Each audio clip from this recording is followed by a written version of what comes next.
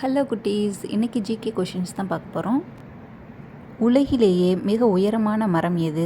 Redwood அப்படிங்கிற மரம் தான் மிக உயரமான மரம். தமிழ்நாட்டின் மாநில மரம் எது? பனை மரம், பாம் ட்ரீ அப்படின்னு சொல்கிற மரம் தான் மாநில மரம். தாவரங்கள் தங்களுக்கு தேவையான உணவை எந்த செயல்முறை மூலமாக தயாரித்து கொள்ளுது? ஒளிச்சேர்க்கை அப்படிங்கிற செயல்முறை மூலமாக தான் தயாரித்து கொள்ளுது. இங்கிலீஷில் ஃபோட்டோசிந்தசிஸ்.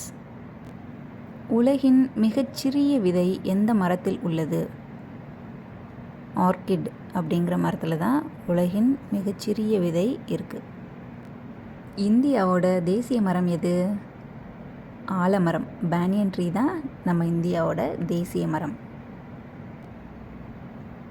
ஆயுர்வேதத்தின் தாய் என்று அழைக்கப்படும் மரம் எதுன்னு தெரியுமா?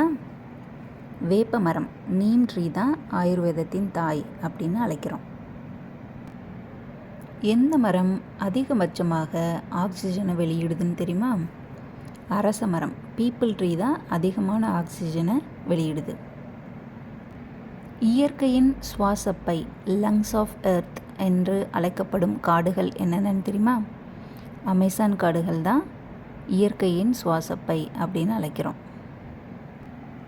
உலகின் மிக நீளமான மரமான ரெட்வுட் எந்த நாட்டில் வளருதுன்னு தெரியுமா? அமெரிக்காவில், கலிஃபோர்னியாவில் தான் வளருது.